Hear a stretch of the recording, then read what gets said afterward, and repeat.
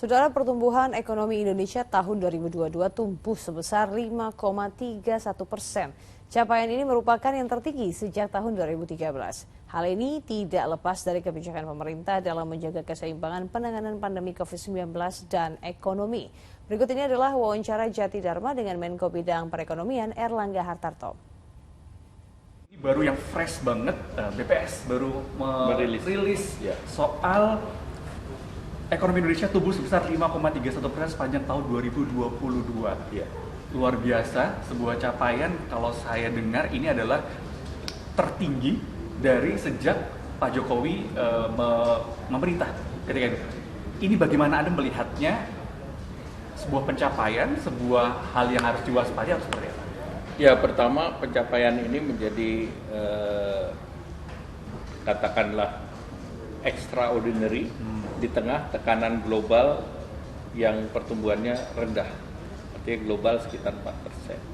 Jadi capaian Indonesia ini di atas global. Tetapi ini tidak datang begitu saja. Tapi ini dari kebijakan yang diambil oleh Bapak Presiden Joko Widodo dalam kebijakan 3 tahun penanganan COVID, yaitu keseimbangan antara gas dan rem. Kemudian pembentukan KPCPEN, kemudian anggaran untuk perlindungan sosial dan pemulihan ekonomi nasional. Sehingga ini merupakan sebuah sequence. Kemudian kebijakan yang Bapak Presiden menyatakan bahwa tidak mengambil lockdown. Nah, seluruh kebijakan ini mendorong ekonomi kita, engine-nya terus bergerak. Selama COVID, ekspor kita positif, neraca perdagangan positif, kemudian juga PMI kita, Purchase Manager Index untuk industri di atas 50. Jadi industri kita tidak kehilangan supply chain. Jadi mengisi supply chain. Justru di tahun 2022 tentu dan 2021 ini terbantu oleh kenaikan harga komoditas. Pada saat dunia mulai kembali normal, nah butuh supply chain, salah satu yang paling siap untuk mengisi adalah dari Indonesia.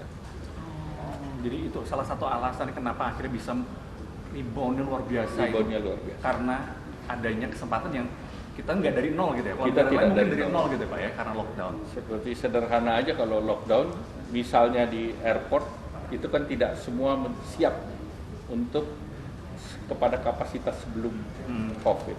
Kita lihat banyak persoalan di airport Amsterdam, di Inggris, dan di berbagai negara karena supply-nya, demand-nya naik begitu cepat, supply-nya nggak siap. Nah itu kira-kira industri juga seperti itu.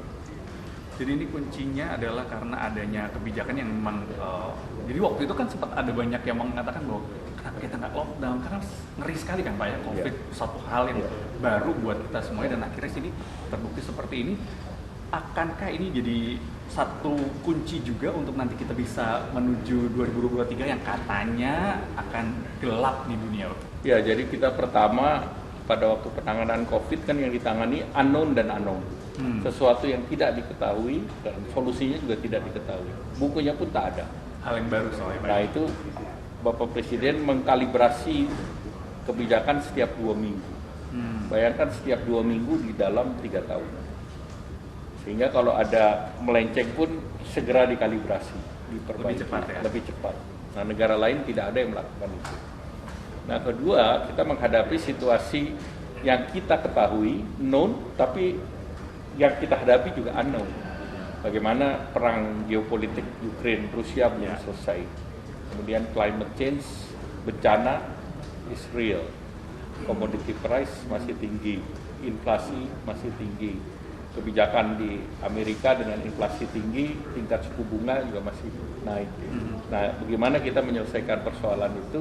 Tetapi kita sudah dalam tanda petik mempunyai ancang-ancang untuk itu, karena domestic market kita kuat. Jadi kita kembalikan kepada domestic market. Kita ini domestic marketnya kira-kira 51%, 52% dari ekonomi. Ekspor market kita sekitar 20%. Jadi kita punya resiliensi terhadap gonjang-ganjing global. Jadi kita punya cushion. Nah itu yang harus kita jaga. Daya beli kita jaga, domestic market kita jaga, kemudian tentu produksi kita juga.